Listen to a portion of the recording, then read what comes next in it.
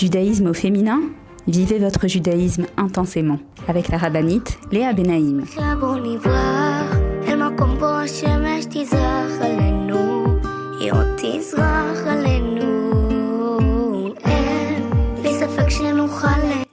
Bonjour à toutes et bienvenue sur Torah Box Radio depuis Jérusalem pour notre émission de judaïsme au féminin. J'espère que vous allez bien. Alors cette semaine, on continue à découvrir toutes les facettes de ce que ce mois de Elul nous propose pour revenir vers Akadosh Baruch Hu, pour revenir vers nous-mêmes. On le fait déjà depuis plusieurs semaines, on essaye de comprendre, on essaye de donner des exercices, des outils, de se connecter à l'essence même de ces jours qu'on appelle des Yemei Ratzon, des Yemei Rachamim, des jours de miséricorde et de volonté. Donc on va continuer Bezrat Hashem cette semaine à faire ça parce que doucement, mais Rosh Hashanah approche à grands pas. J'espère que vous avez commencé à faire vos menus. Et également, comme d'habitude, Baruch Hashem, on va se pencher sur la paracha, cette semaine la paracha de Kitavo. Donc vous savez, depuis plusieurs semaines, celles qui suivent ces émissions, vous êtes certainement aperçus que j'essaye de retirer Bessiyata d'Ishmaïa de la paracha des idées et des conseils pour nous aider à exploiter au maximum ces grands jours. C'est ce qu'on va également faire aujourd'hui. Donc je vous invite à vous mettre en place et à me retrouver juste après la pause. À tout de suite. Retrouvez tout de suite Judaïsme au féminin avec la rabbinite Léa Benaïm. Avec Maaser.com, calculez le montant de votre Maaser en quelques clics. Grâce au site Maaser.com développé par Torah Box, calculez le montant de votre Maaser chaque mois de manière simple, précise et conformément à la halakha. Maaser.com, un autre site exclusif made in Torah Box. Avec le Beth Midrash virtuel de Torah Box, étudiez la Torah en groupe sans vous déplacer.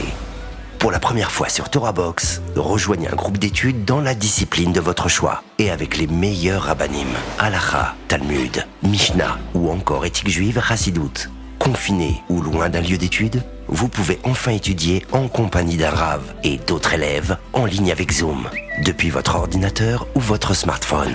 Le Beth Midrash virtuel de Torah Box, enfin un centre d'études 100% online.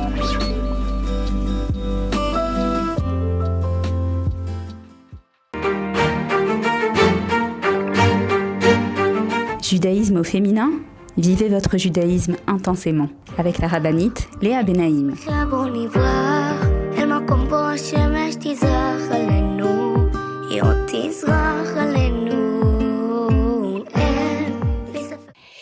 Bruchot Habaot, bienvenue pour notre émission de judaïsme au féminin sur Torah Box Radio.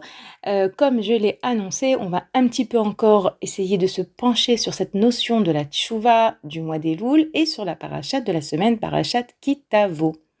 D'abord, vous savez, Rachamim nous disent que Hachem, il est comparé, évidemment les Avdil, on ne peut pas comparer Hachem, mais c'est toujours pour nous aider à mieux le connaître, à mieux comprendre, à mieux appréhender ce qu'il attend de nous, etc. On compare Hachem à un aigle, Nécher. Et on dit, il y a plusieurs raisons. Et une des raisons, c'est parce que l'aigle, lorsqu'il a été chercher à manger à ses enfants, à ses petits, lorsqu'il arrive pour ne pas les effrayer, il bat des ailes, de telle sorte que les petits l'entendent et ne sont pas effrayés. L'aigle, il est tellement grand, tellement impressionnant. Donc quelque part, il annonce sa venue en battant des ailes. Comme ça, nous racontent les Chachamim. Et ils nous disent, en fait, Akadosh Baruch Hu, il a fait la même chose avec nous dans ce mois d'Elul. C'est-à-dire que, je vous rappelle, lorsque on est rentré dans le mois de Tammuz, je vous ai dit que les lettres du mois de Tammuz formaient la phrase Zmane Tshuva Memashmeshim Ubaim. Les jours de Tshuva arrivent et approchent. Déjà, depuis le mois de Tammuz, on avait une petite allusion, attention. Il y a le jour de jugement qui arrive, on a encore du temps, mais ça arrive. Ensuite, on est rentré dans le mois de Av, et dans le mois de Av, on a dit Av, ce sont les lettres de Elul Ba. Attention, Elul arrive, ce sont des grands jours, on nous prépare, Akadosh Baruch Hu, il nous prépare. Tout ça pour qu'on puisse les exploiter, tout ça pour qu'on puisse les vivre intensément, réellement, pour pouvoir arriver à Rosh Hashanah, le cœur plein de confiance en Akadosh Baruch Hu, de confiance en ce qu'on a pu faire, d'accord? Parce qu'on fait ce qu'on peut. On va également parler aujourd'hui, Bli Neder Bezrat Hashem, de différentes formes de Yetzer Hara. On en a déjà parlé, mais aujourd'hui encore, j'aimerais aborder ce sujet parce que c'est vrai qu'il faut connaître à qui on a affaire pour pouvoir se débarrasser de toutes ces voix qui sont souvent des voix à l'intérieur de nous et qui nous empêchent d'avancer dans la tchouva. Donc on a eu Tammuz, on a eu Av, on a eu également la paracha de Re'e qu'on a lu avant Rosh Chodesh Elul, et je vous avais dit que les lettres Re'e, c'était la phrase, les premières lettres de la phrase, Re'i, regarde au féminin, Elul, Igia, Elul arrive. Donc comme cet aigle qui s'est approché en battant des ailes pour annoncer sa venue, Hachem aussi nous a annoncé de manière progressive que Elul arrivait. Et pourquoi est-ce que je vous le dis?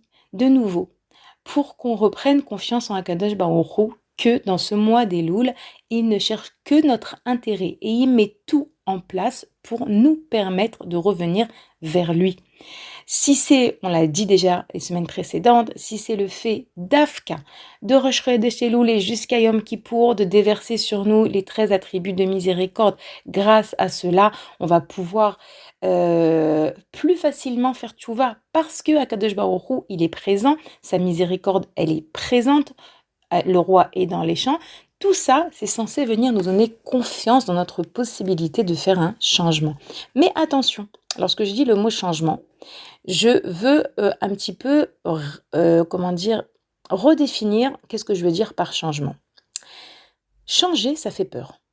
Changer, ça fait peur parce qu'on se connaît, on s'aime bien, on a nos habitudes.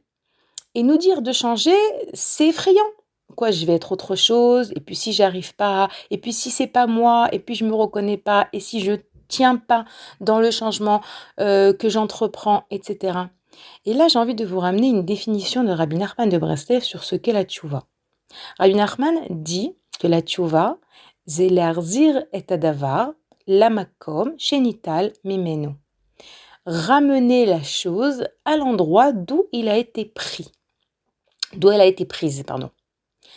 La définition de la tchouva, selon Rabbi Nachman, et pas que, c'est revenir à nous-mêmes, revenir à qui on est.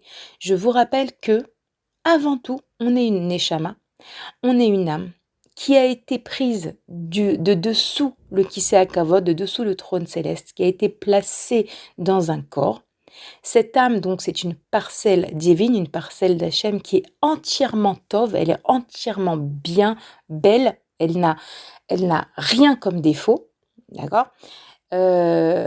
Avec les erreurs, les fautes qu'on a fait dans notre vie, on l'a entachée, on a oublié qui elle était, et là, en Elul, on vient et on nous dit, tu vas avoir une aide du ciel particulière pour pouvoir débarrasser cette âme de ce qui la recouvre, de ce qui l'empêche d'éclairer, et pour en vérité revenir à elle-même et lui permettre d'éclairer à l'intérieur de ton corps, à l'intérieur de ta tête, à l'intérieur de ta personne, de ton cœur, etc. Mais ce qui elle est réellement, qui elle est dès le départ, pas quelque chose d'autre. Donc lorsqu'on dit le mot changement, on l'utilise beaucoup à la période de Elul parce que c'est vrai que dans le langage actuel, une personne, par exemple, on va dire, je sais pas moi, qui a pas du tout l'habitude de prier et qui décide en Elul de rajouter et de prier un peu plus, d'accord?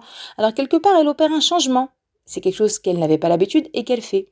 Ou bien une personne, vous savez, on raconte à l'époque en Europe de l'Est, Rav Dessler raconte que les gens n'avaient pas l'habitude forcément de manger ce qu'on appelle du pain juif. Du pain juif, c'est-à-dire du pain dont le four a été allumé par un juif. Ok, c'était comme ça. Il n'y avait pas de possibilité, c'était pas facile, c'était pas évident. Donc les gens mangeaient évidemment dans les règles de la Torah, de la halacha, bien sûr, d'accord. Mais au mois de Elul et pendant toute la période de Yamim Noraim, alors les gens prenaient sur eux cette khumra, donc ce surplus, ce rajout qui en vérité est très positif, de manger ce qu'on appelle du pain juif. Et bien sûr, on se dit là-dessus, alors quoi? Ils se moquent de Dieu, si dans l'année ils le font pas. Et ils le font que dans la période de Elul et de Tishrei. Alors c'est un peu du bluff, c'est pas vraiment qui ils sont, c'est pas vraiment eux. Et là, je vous réponds, ce n'est pas vrai. Un juif, dans son essence, il veut faire la volonté d'Hachem. Dans son essence, il est une Neshama qui veut se connecter à Hachem, qui veut vivre avec Hachem, parce que c'est ça la véritable tchouva, c'est vivre en connexion avec Hachem. Ce que David Amelach nous dit dans le Tehillim, dans le psaume 27 qu'on dit tous les jours en ce moment, que David demande, je veux Shifti bevet Hachem kol yemei chayai. Je veux vivre dans la maison d'Hachem toute ma vie.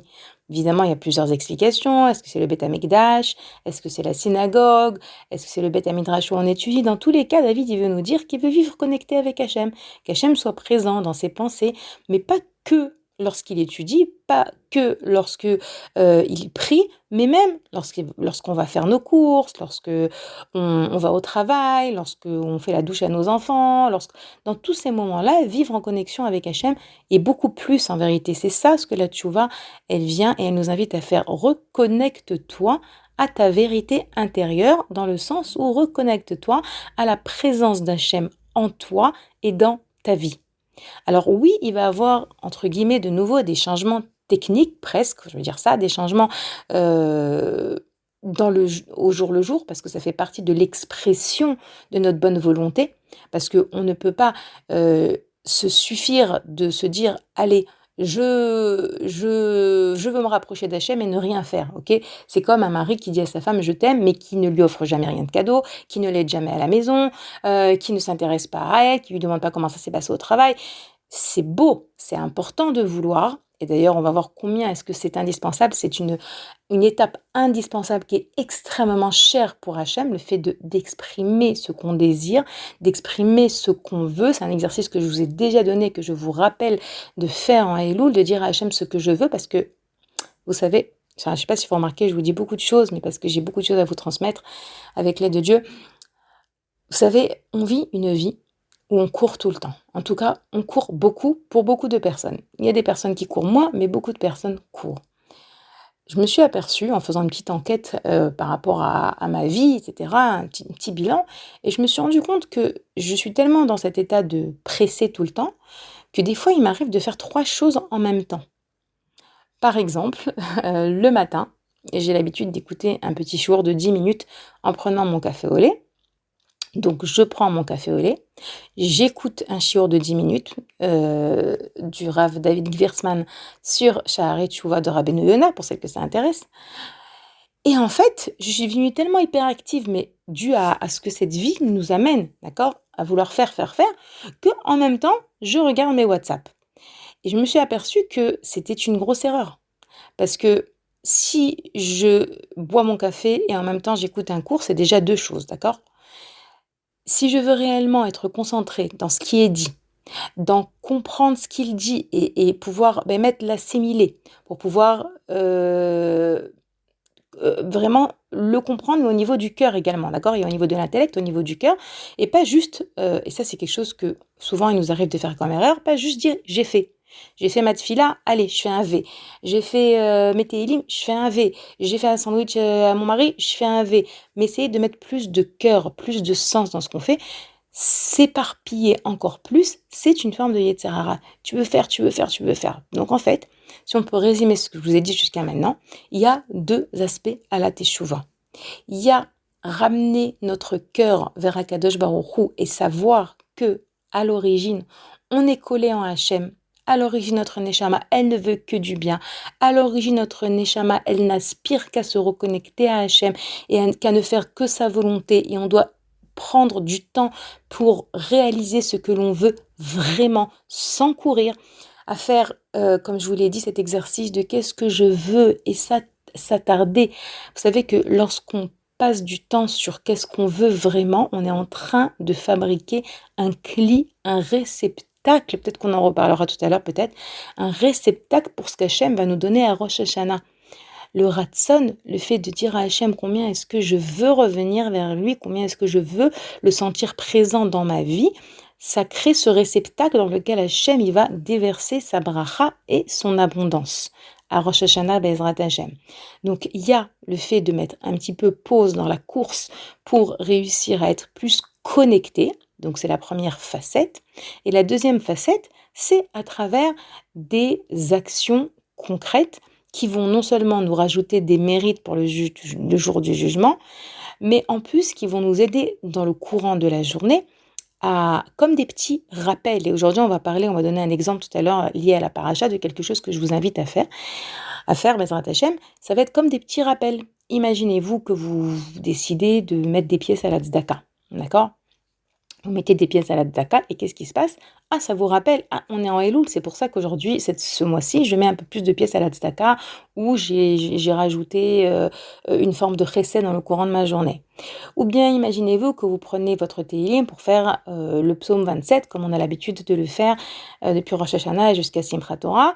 Et bien, dans votre inconscient, ce sont des petites choses dans votre journée qui vous rappellent, on est en Elul. Et ce sont des actions qu'il faut, maintenant, on a avec TorahBox, on a mis au point un challenge, chaque jour un challenge. Pourquoi ce challenge ? Si vous n'êtes pas dessus, alors il est envoyé sur l'Instagram de TorahBox et également sur les groupes WhatsApp de TorahBox Femmes, attention femmes. Donc si vous avez besoin qu'on vous connecte ou quoi, vous pouvez m'envoyer un mail à l'adresse mail suivante radio@torah-box.com. Et en vérité, ces challenges qui sont des toutes petites choses, ils sont surtout là pour venir et nous rappeler, attention, vous savez, on est en Elul, donc chaque jour on vous donne un petit truc à faire, pas parce que c'est suffisant, pas parce que c'est que ça à faire, mais c'est pour être concentré sur et ne pas oublier, aujourd'hui on est en Elul. Alors aujourd'hui, je fais évidemment ce que je peux, je fais mon maximum dans tous les domaines que je peux, évidemment, comme on peut, selon notre emploi du temps, mais je fais une petite chose en plus aujourd'hui pour me rajouter des mérites et pour montrer à Hachem que je ne suis pas indifférent. C'est ça aussi, les chumrot, les choses qu'on se rajoute en Elul. C'est une marque, une expression de « je ne suis pas indifférent » à ce qui se passe en ce moment, qui sont des jours qui vont précéder mon jugement. Je ne suis pas indifférent, je suis consciente et je fais ce que je peux et j'essaye chaque jour de rajouter une petite chose ici ou là. Donc vous avez aussi ces challenges qui peuvent vous aider. Les filles, on va faire une petite pause, Bezrat Hashem, on reprend tout de suite après. Je vous rappelle donc de nouveau, si vous voulez, vous pouvez nous écrire à l'adresse mail suivante radio@torah-box.com.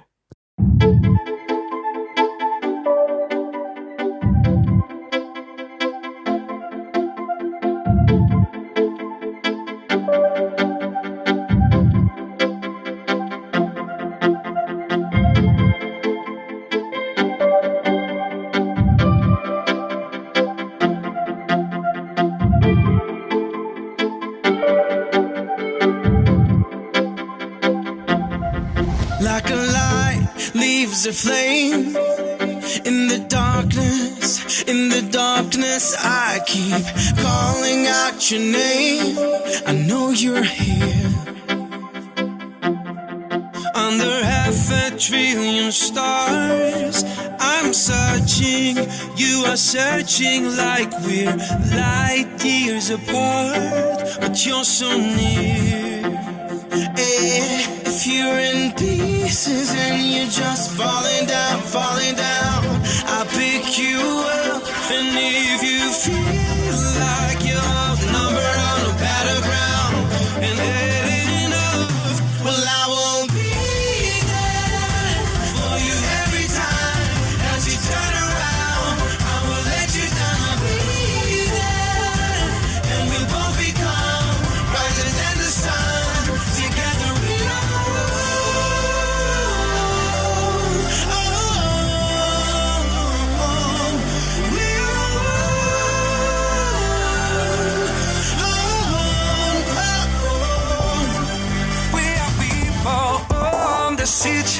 I see them around us, they surround us, but we have to believe that together we're strong, we are so strong. Peace when they keep falling down, we'll pick them up. So when you feel like you're outnumbered on the battleground, had enough, well, I will be there for you every time. As you turn around, I will let you down. I'll be there, and we'll both become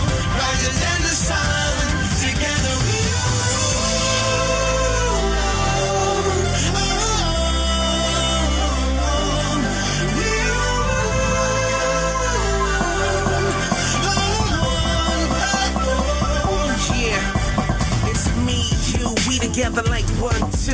Even if it's only one Jew, we together call it Ahdu. Shoot, with every generation, they take one raising the haters. Then I shimmy the pavement, blazing the savers. Till the world asks where they went. Patience are faithless. The Torah gave the whole world a facelift. If hatred is baseless, we take it, erase it, and exchange it for that master goal. We don't forget wherever we may go. There is only one place we know, and it's called Zio. Pieces and you're just falling down, falling down. I pick you up, and if you feel like you're outnumbered on a battleground, and you had enough, well, I will be there for you every time. As you turn around, I will let you down. I'll be there, and we'll both become brighter than the sun. Together we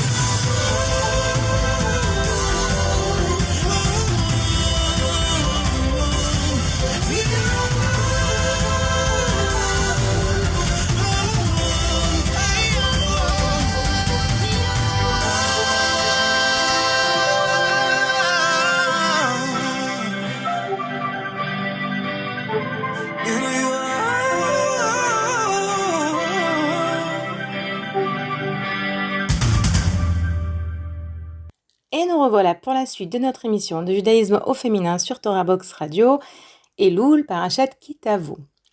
Alors, par rapport à ce que je vous ai dit juste avant la petite pause, j'aimerais utiliser quelque chose de la paracha pour conforter cette idée, l'idée de la place du Ratson. On voit dans la paracha que Moshe Rabbeinu, il dit au Bnei Israël qu'il a écrit un Sefer Torah et que ce Sefer Torah, il va le donner à la tribu de Lévi.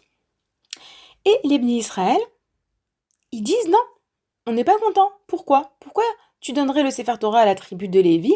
On a tous été au Har Sinaï avec toi. Nous aussi, on veut un Sefer Torah.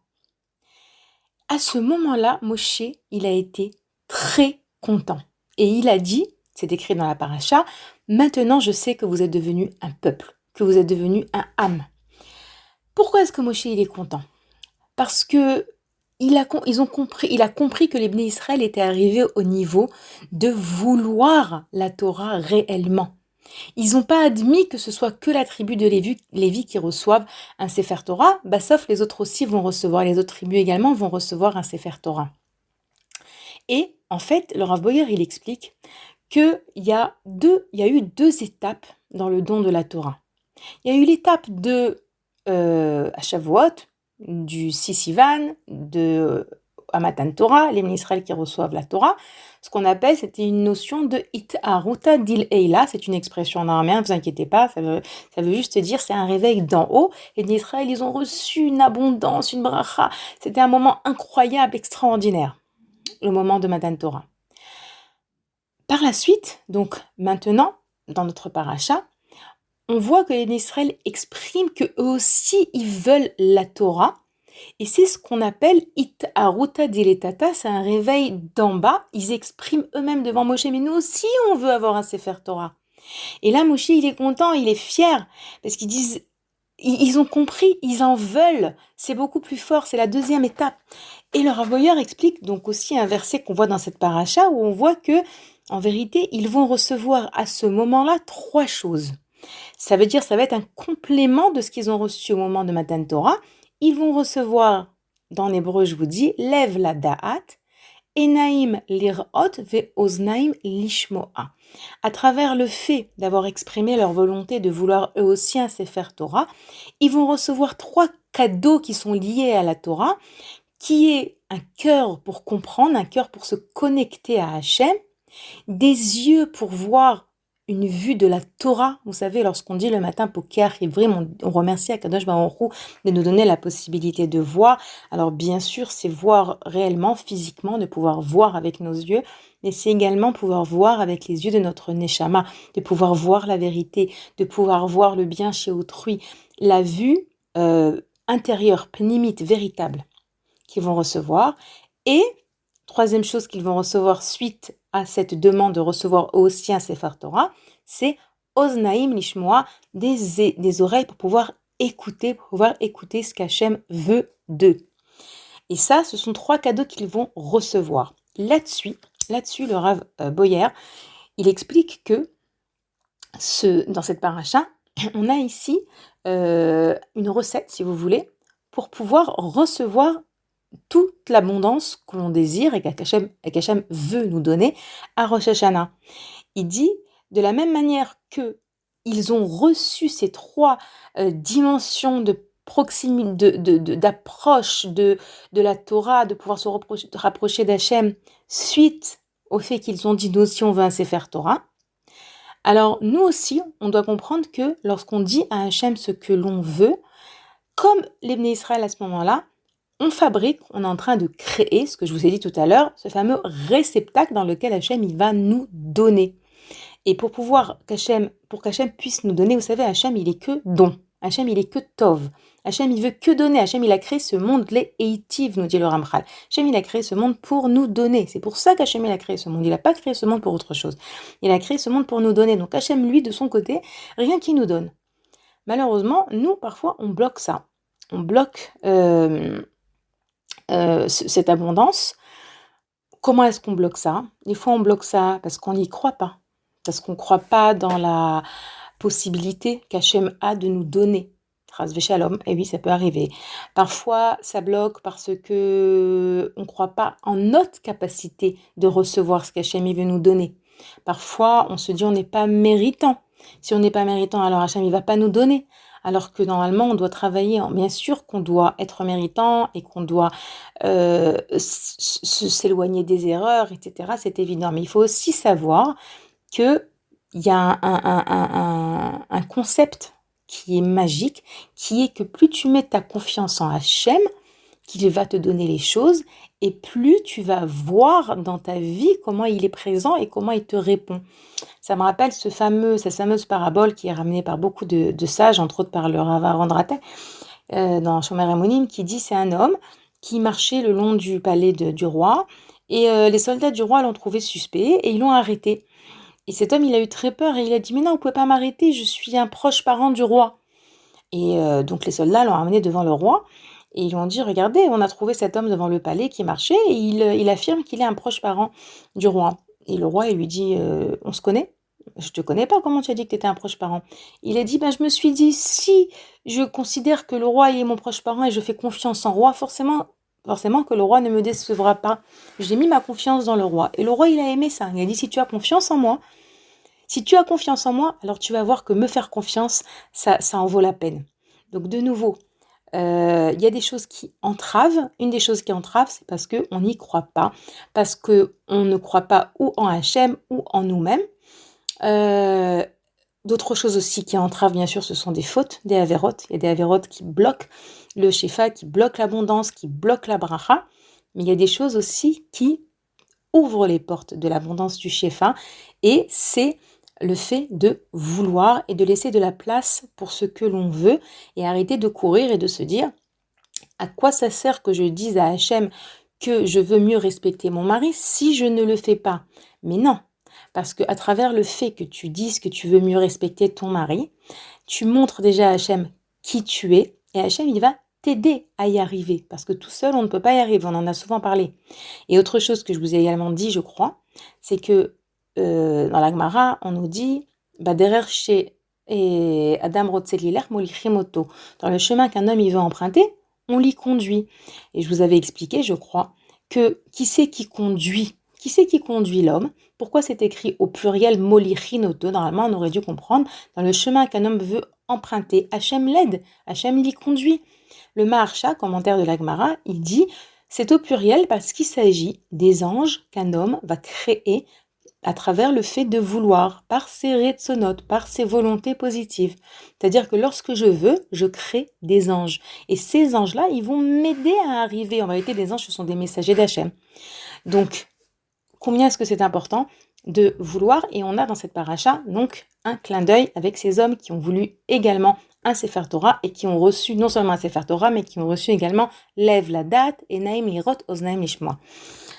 Autre chose également dans notre paracha qui est très très important, c'est dans cette paracha, on a une liste de klalot, de malédictions. on dit qu'on a dans la paracha de Bechukotai également une liste de malédictions. Les malédictions de la paracha de Bechukotai, on dit que ce sont les malédictions qui sont arrivées au Bnei Israël après la destruction du premier temple. Et les malédictions qu'on voit dans cette paracha, ce sont celles qui sont arrivées après la destruction du deuxième temple. Et on a un verset qui est un verset clé, qui est un verset très important pour nous aujourd'hui, qui est que les malédictions arrivent Tachat asher lo avadeta et Hashem elokecha besimcha, qui nous dit, donc le verset, que j'avais pas sous les yeux le verset, donc je l'ai peut-être pas dit exactement dans les mots, mais nous dit le verset que ce qui nous arrive, les malédictions, viennent parce que nous n'avons pas servi Hachem dans la joie et avec tout notre cœur de tout le bien qu'Hachem nous donne et nous envoie. Qu'est-ce que ça veut dire ? Ça veut dire que nous, on sait que le deuxième Beth Amikdash a été détruit à cause de la haine gratuite. Ok ? C'est pas une question, c'est une réalité. Avec Kamsa et Bar Kamsa, et ensuite tout ce qui s'est passé, c'était lié à la haine gratuite. On a relié également ça au Lachon Hara, ça on le sait. Mais là, la Torah, elle vient nous dire, attention, il y a autre chose. C'est parce que tu n'as pas servi Hachem dans la joie. Combien, dans ce mois de Elul, on doit comprendre qu'Akadosh Baruch Hu, il veut nous voir joyeux. Il veut nous voir revenir vers lui dans la joie et la confiance. Il veut nous voir savoir, être conscient, être clair dans notre tête, que si Hachem nous a donné des mitzvot, c'est parce que c'est ce qu'il y a de mieux pour nous. C'est ce qu'il y a de plus... j'ai oublié le mot que j'ai envie de vous dire. C'est ce qu'il y a de plus mishtalem, si vous voulez. C'est ce qui est le plus intéressant pour nous dans cette vie. Ce n'est pas que dans le Olam Haba. Il y a des gens qui peuvent dire, ouais, écoutez, cette vie, c'est très difficile. Il faut s'habiller de noir, il faut prier, il faut ci, il faut ça, il faut donner la tzedaka.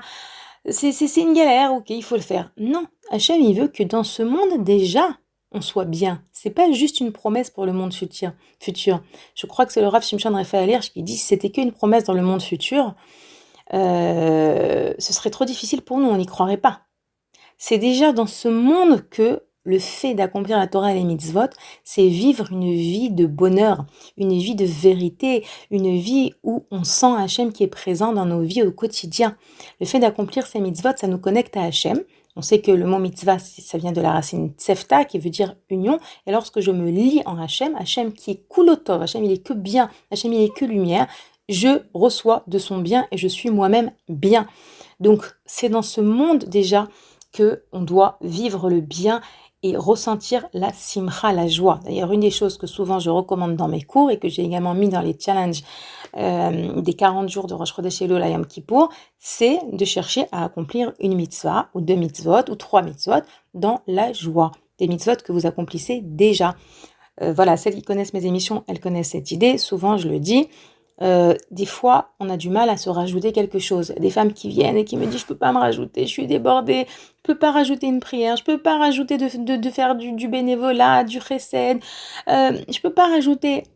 Alors je dis, mais attends, qui t'a dit qu'il faut rajouter ? Peut-être que tu prends quelque chose que tu fais déjà et que tu le fais dans la simra.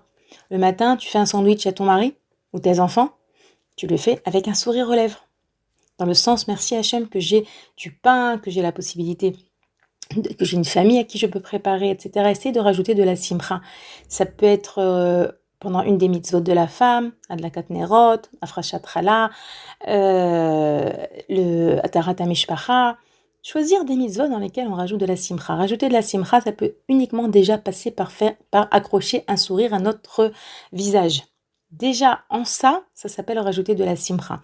Après, automatiquement, si je souris, je vais me sentir mieux de l'intérieur. C'est une loi de la nature. Donc, dans la paracha, on vient et on nous dit, alors on a parlé déjà du premier conseil qui était le Ratzon, le deuxième conseil qui est la simra, rajouter de la joie dans notre avodat Hachem, parce que c'est le moyen qu'on a de prouver à Hachem qu'on est heureux d'être ses enfants et d'avoir été choisis et que c'est pas pour nous une sinécure. Baruch Hashem. Les filles, je vous rappelle que vous pouvez retrouver cette émission ainsi que toutes les émissions Baruch Hashem depuis 6 ans et demi sur le site de Torah Box en tapant sur le moteur de recherche judaïsme au féminin. Également sur la radio de Torah Box rediffusée tous les jours. Une petite pause et on se retrouve tout de suite après. Le service Refoua Shelema de Torah Box. C'est l'occasion de prier pour les malades du peuple juif. Envoyez le nom de vos proches malades. Choisissez la formule la plus adaptée et permettez à des milliers de juifs à travers le monde de prier pour sa guérison. Un malade isolé, TorahBox a même mis en place un service de Bikur Cholim, la mitzvah de rendre visite aux malades. Alors rendez-vous sur www.torah-box.com/refoua-shelema et bénéficiez de l'extraordinaire force des prières du peuple juif en faveur de nos malades.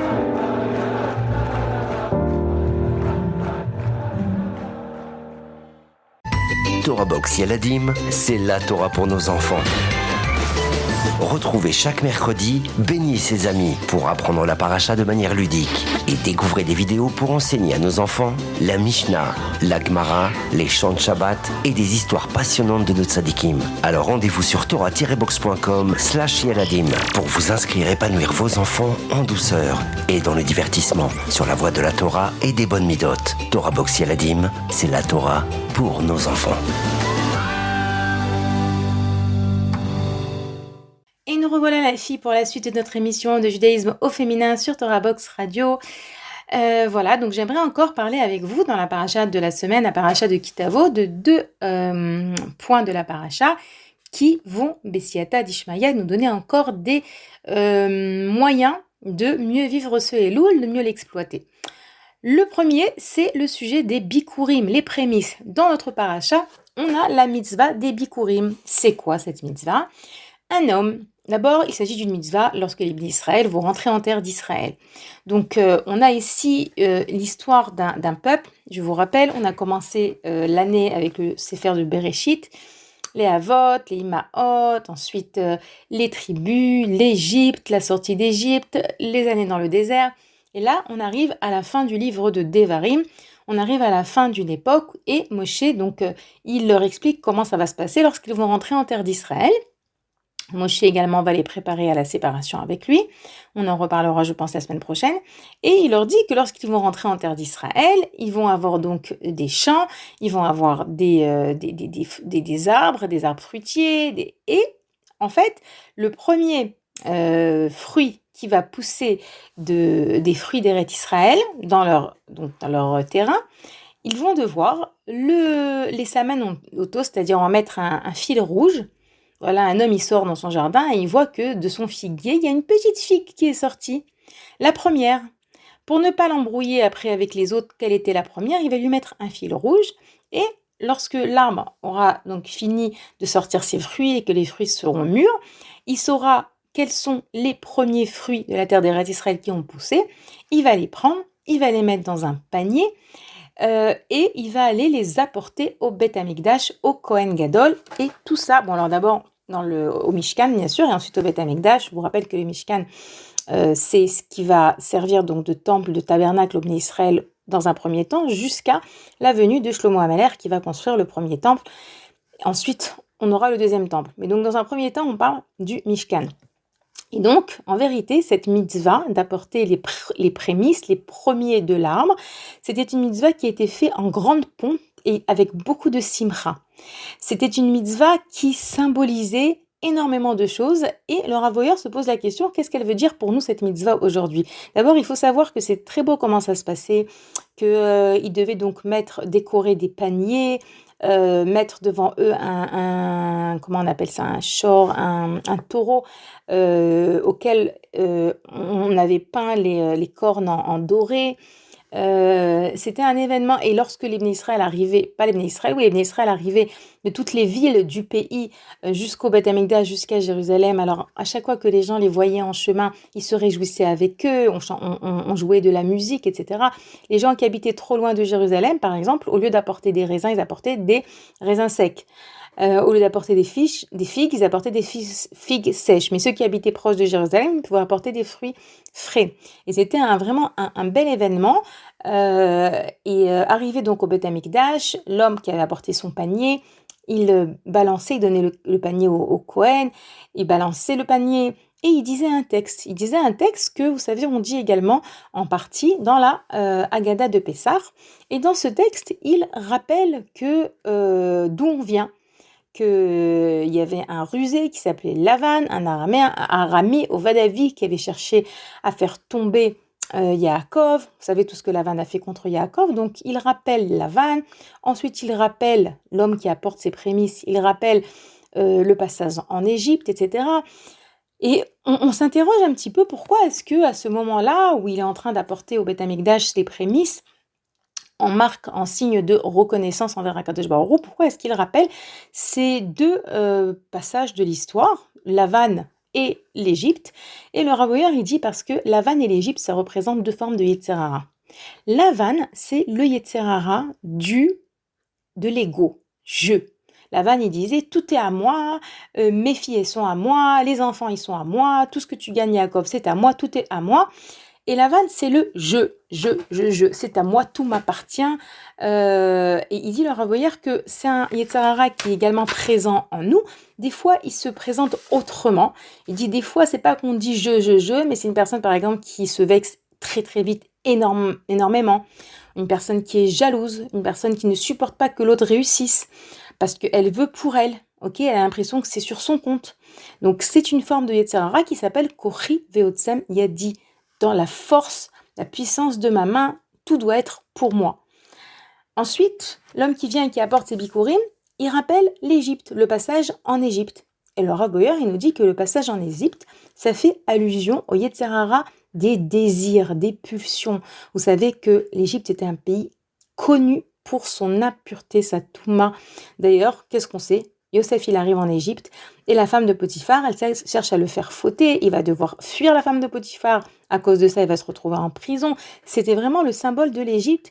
L'Égypte, d'ailleurs, aussi, on nous dit que lorsque les frères sont venus chercher Yosef en Égypte, ils ont été le chercher dans les bas-fonds parce qu'il était beau et ils savaient qu'il avait risqué, il y avait un risque qu'il soit tombé donc dans toute cette impureté d'Égypte. Et le Robert donc nous dire que l'Égypte, ça correspond au ta'avot, au désir et aux pulsions. Et il dit que c'est également une forme de Yetzer Hara. Lorsqu'un homme y vient et qui prend le premier fruit de son arbre, il a planté, il a arrosé, il a fait tout pour que sortent des fruits, et dès qu'il y a un premier fruit, non, je le prends pour Hachem. Déjà, je brise mon ego. C'est pas à moi, c'est d'abord à Hachem. C'est pas je profite de mon labeur, c'est pas j'ai travaillé, Maggie a dit ça me revient de profiter. Non, d'abord ça va à Hachem au Beth Amikdash. En plus, tu prends ton premier fruit, t'as qu'une envie, c'est de croquer dedans, dans ces beaux raisins qui sont sortis. Non, tu les amènes au Beth Amikdash. Il dit que cette mitzvah des bikurim, elle vient et elle invitait donc l'homme qui a apporté ses prémices à briser ces deux formes de Yetzer Hara. Le Yetzer Hara qui s'appelle Lavan, qui est je, c'est à moi, et moi, et moi, et moi. Et le Yetzer Hara qui s'appelle Mitzraïm, l'Égypte, qui est je veux profiter de ce monde, je veux kiffer, on ne doit rien m'interdire, je veux faire ce que je veux. Ces deux formes de Yetzer Hara, c'est également des Yetzer Hara qui sont présents aujourd'hui. Et la mitzvah des bikurim qu'aujourd'hui on n'accomplit pas, mais elle vient également nous inviter à faire un travail sur ces deux points de notre vie. On se doit de mettre, et surtout en Elul, de réfléchir combien mon je, il prend de la place dans ma vie, combien je laisse de la place à l'autre, combien je laisse de la place à Hachem, combien est-ce que je suis capable de donner de la tzedaka par exemple, combien est-ce que je suis capable de donner de mon temps, combien est-ce que je suis capable de ne pas envier quelqu'un, combien est-ce que je suis capable de ne pas croire que parce que quelqu'un il a une augmentation, alors ça veut dire que moi j'ai perdu quelque chose, savoir remettre les choses à leur place et savoir que, comme dit le Rav Dessler, il n'y a pas un mot que l'homme aime plus que le mot ani. Je. Donc on doit faire un effort pour se tourner vers l'autre et calmer notre ani, notre je. La deuxième chose, c'est savoir se limiter dans combien est-ce que je vais acheter, combien est-ce que je vais profiter de ce monde, combien est-ce que je vais... Maintenant, Hachem, il veut qu'on a dit, il veut que nous donner, il veut qu'on kiffe, d'accord? Il veut qu'on kiffe. Mais un homme, il doit apprendre à kiffer, à sentir qu'en vérité, un kiff dans sa vie, c'est pas... Je me laisse aller complètement, je m'habille n'importe comment, je fais n'importe quoi, n'importe quelle heure. Non, Hachem, il nous a limités. Hachem, on ne mange pas n'importe quoi à n'importe quelle heure. On ne touche pas n'importe qui à n'importe quel moment. On ne dit pas n'importe quoi, n'importe quand. Il y a des limites. Et ces limites, elles viennent donc restreindre notre tendance, parfois, malheureusement, poussé par le Yetzer, de se dire je me laisse aller, je kiffe, je ne me limite en rien. Et ça aussi, c'est donc l'aspect Mitzraïm, donc l'Égypte, la Tahava, les désirs, les pulsions, etc. Donc, les Bikurim, c'est 3 leçons. Lutter contre ces 2 formes de Yetzer Hara, et bien sûr, qu'est-ce qui se cache également derrière cette grande mitzvah? C'est la place de la Hakarat Hatov, de la gratitude. Un homme qui vient, qui apporte au Beth Amikdash, qui apporte au Mishkan, les premiers fruits de ses armes, il montre à Kadosh Baruch Hu combien est-ce qu'il lui est reconnaissant. Et ça aussi, bien sûr, c'est un point sur lequel combien est-ce qu'on doit travailler tout le temps. Hachem, combien est-ce qu'on te doit tout? Et il y a également un autre verset de la paracha qui va aller dans ce sens, et on va conclure avec ça, Bezrat Hachem. L'autre verset est le verset qui nous dit Baruch ata bevoacha, Baruch ata betzetecha. Béni sois-tu quand tu vas rentrer, béni sois-tu quand tu vas sortir. Le commentateur Megalé Amukot, il nous dit que dans ce verset, on a une allusion. Kol biato, je vous le lis dans les mots, Kol biato shel ha'adam la'olam, irak bishvil levarech et Hashem bechol yom vayom. Qu'un homme est venu dans ce monde que pour bénir Hashem. Adam tzarich latzet me'olam hazeh velavo la'olam haba im kol abrachot shu birer kan. Un homme doit sortir de ce monde et rentrer dans le monde futur, ce qui est écrit dans le pasuk, Baruch ata bevoacha, Baruch ata betzetecha, avec toutes ces brachot. Une bracha, c'est un moyen d'exprimer notre gratitude avec Hachem. D'accord? On a dit que les bikurim, c'était 3 facettes de notre avodat Hachem sur lesquelles on travaille. La lutte contre le Yetzer Hara de l'ego, la lutte contre le Yetzer Hara des tentations et le fait d'ancrer en nous la reconnaissance, la Hakarat Hatov envers Akadosh Baruch Hu. Et ce troisième aspect, nous, on a la possibilité de l'exercer à travers les brachot que nous disons tout au long de la journée. Et on sait que, les Chachamim nous enseignent que les brachot, c'est un moyen d'annuler les klalotes, les malédictions qui apparaissent dans la paracha. Dans la paracha, on a 100 malédictions. Et on dit qu'un homme doit dire par jour 100 brachot, okay, tous les jours. Et c'est une allusion que ce sont les brachot qui vont protéger l'homme des malédictions. Le Harizal, il dit comme ça, combien est-ce que la bracha, elle protège? Il y a un Rav Nachman Ackerman qui dit Kol asher yosif brachot, yosif kirva el Hashem. À chaque fois qu'une personne, elle rajoute des brachot, elle rajoute de la proximité avec Hashem. Mais on parle évidemment de brachot qui sont faits bekavana, comme il faut. La bracha, Baruch ata Hashem, Elokenu melech haolam, she'akol niya bidvaro, par exemple. Ce sont des brachot qui sont bien dites. Évidemment, il faut savoir quand les dire, ne pas dire des brachot levatala qu'on ne doit pas dire, ne pas rajouter des brachot qui ne sont pas qu'on ne doit pas dire, les dire bien, s'efforcer que quelqu'un puisse dire amen à côté si on a quelqu'un à côté. Essayez un petit peu de s'arrêter sur qu'est-ce qu'elle veut dire cette bracha que je suis en train de prononcer. Et vous savez, on va le dire Bezrat Hashem la semaine prochaine et encore dans l'émission d'après, en préparation à Rosh Hashanah, que les brachot, qu'en vérité à Rosh Hashanah, on va couronner Hachem roi sur nous. C'est ce qu'on fait à Rosh Hashanah. On en reparlera, pourquoi, comment, etc.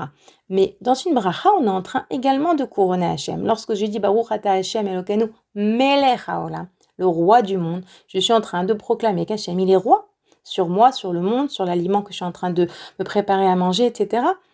Et j'ai entendu comme ça du Rav Ofer Gissin, que j'aime beaucoup, qui dit quelle meilleure préparation à Rosh Hashanah que de commencer à réaliser qu'on couronne Hachem en disant le mot Melech tous les jours, 100 fois par jour. Alors, pour nous les femmes, c'est pas évident d'arriver à 100 fois par jour, parce qu'on fait pas toutes les tchilotes des hommes, etc. En tout cas, les hommes doivent le faire 100.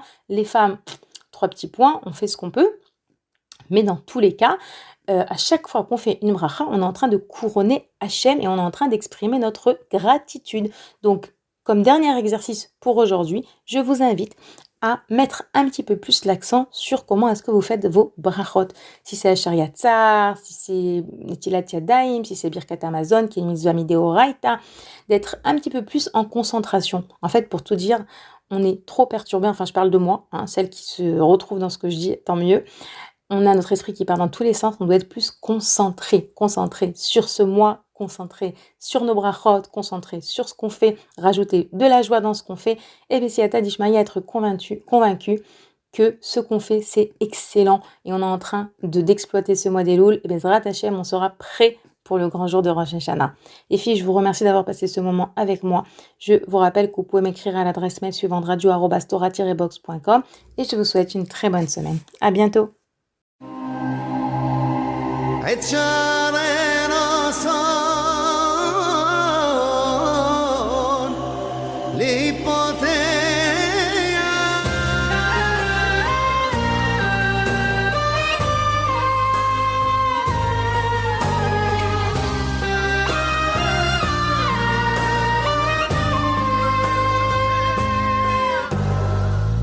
אם נכשלנו בדרכנו, סלח לנו אב יקר. אם רק בטפל עסקנו, הזנחנו את העיקר. היום רוצים אנו אליך אל דרך הישר. מקווים בכל ליבנו שעוד לא מאוחר. נספר לך יושב מרום, ומה לך נאמר? הלא מנגד עיניך דבר אינו נסתר. ממצולות קוראים אליך כל יכול, מי ייתן ועל כל עוונותינו תחמול, שיפתחו שערי שמיים נצעק אתה ממצולות קוראים אליך כל יכול, מי ייתן ועל כל עוונותינו תחמול, שיפתחו שערי שמיים נצעק אתה המלך.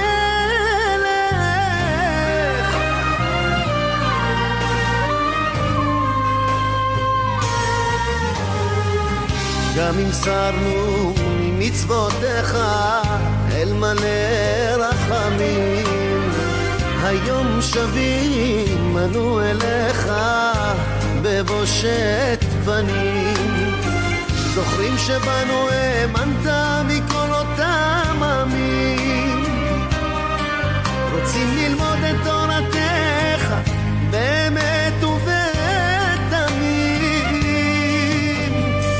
מה נספר לך יושב מרום, ומה לך נאמר? הלא מנגד עיניך דבר אינו נסתר. ממצולות קוראים אליך כל יכול, מי ייתן ועל כל עוונותינו תחמול, שיפתחו שערי שמיים נצעק אתה המלך.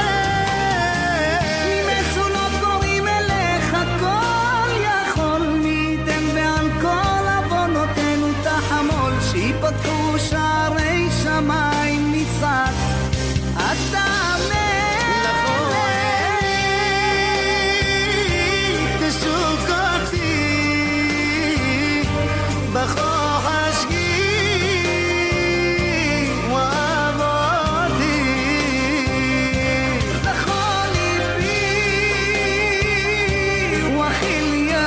וכליותיי לכל רוחי ונשמתי שיבני ושובו ותרצה תשוב